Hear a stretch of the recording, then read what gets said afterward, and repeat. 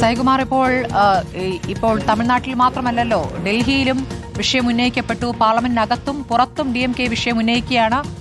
ഇതിൽ DMKക്ക് മറ്റു പിന്തുണകൾ ലഭിക്കുന്നുണ്ടോ?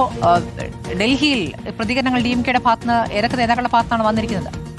സ്മൃതി, ഇപ്പോൾ വന്നിരിക്കുന്ന ഏറ്റവും പ്രധാനപ്പെട്ട പ്രതികരണം അത് കനിമൊഴിയുടേതാണ്. കനിമൊഴി എങ്ങനെ ഈ വിഷയത്തിൽ പ്രതികരിക്കും എന്നുള്ളത് നമ്മൾ ആകാംക്ഷയോടുകൂടി കാത്തിരിക്കുകയായിരുന്നു. കനിമൊഴി പറയുന്നത് ഇത് TVKയുടെ ഒരു രാഷ്ട്രീയ പ്രതികാരമാണ് ഉദയനിധി സ്റ്റാലിന്റെ അറസ്റ്റ് എന്നാണ്. ഉദയനിധി സ്റ്റാലിൻ പറഞ്ഞ അങ്ങേയറ്റം വിമർശനാത്മകമായ വാക്കുകളെ വിമർശിക്കാൻ കനിമൊഴി ഘട്ടത്തിൽ തയ്യാറാകുന്നില്ല.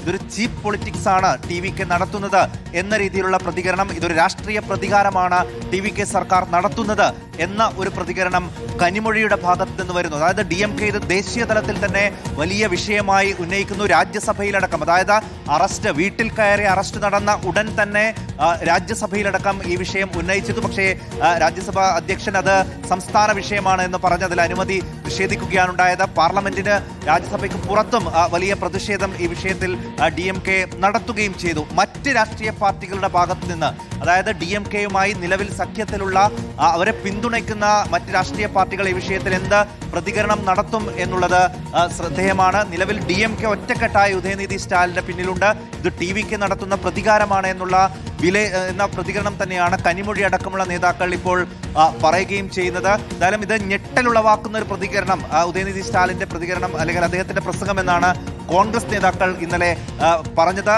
അശ്ലീല പദപ്രയോഗത്തിൽ അദ്ദേഹം മാപ്പ് പറയണം എന്ന് BJP നേതാക്കൾ വ്യാപകമായി പ്രതികരിച്ചു. സിനിമാ മേഖലയിലുള്ള പല ആളുകളും ഈ വിഷയത്തിൽ ഉദയനിധി സ്റ്റാലിൻ പറഞ്ഞ തെറ്റായിപ്പോയി എന്നുള്ള പ്രതികരണം നടക്കുകയും ചെയ്തു.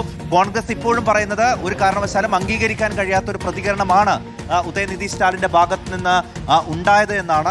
BJP നേതാക്കളുടെ പ്രതികരണം ഇപ്പോഴും വരുന്നത് ഉദയനിധി സ്റ്റാലിൻ ഇത് പിൻവലിച്ച് മാപ്പ് പറയണം, ഇത് DMKയുടെ സംസ്കാരത്തോട് ചേർന്നതല്ല എന്ന രീതിയിലുള്ള, അതായത് അവരുടെ നേതാക്കൾക്ക് വന്ന തലമുറ മാറ്റം വ്യക്തമാക്കുന്ന പ്രതികരണമാണ്, അവരുടെ രാഷ്ട്രീയ നിലപാടിൽ വന്ന മാറ്റം വ്യക്തമാക്കുന്ന പ്രതികരണമാണ് എന്നതടക്കമുള്ള കുറ്റപ്പെടുത്തലുകൾ BJPയുടെ ഭാഗത്ത് നിന്ന് വരുന്നു. ഒരുപക്ഷെ BJP നേതാക്കളാണ് TVKയ്ക്ക് മുന്നിൽ ഈ വിഷയം ശക്തമായി ആദ്യം ഉന്നയിക്കുന്നത്. പിന്നീട് TVKയുടെ തന്നെ വനിതാ വിഭാഗം ഈ വിഷയത്തിൽ പരാതിയുമായി വരുന്നു. ആ പരാതി കിട്ടി 24 മണിക്കൂറിനകം, അതായത് ഈ ഒരു വിവാദ പ്രസംഗം നടന്ന് 24 മണിക്കൂറിനകം തന്നെ അദ്ദേഹത്തിന്റെ വസതിയിലെത്തിക്കൊണ്ട് പോലീസ് കസ്റ്റഡിയിലെടുക്കുന്ന നടപടിയാണ് ഇപ്പോൾ ഉണ്ടായിട്ടുള്ളത്. സ്വാഭാവികമായി അതൊരു രാഷ്ട്രീയ വേട്ട എന്ന രീതിയിൽ തന്നെ അതിനെ നേരിടാനാണ് ഇപ്പോൾ DMK തയ്യാറെടുക്കുന്നത്. സ്മൃതി, ശരി.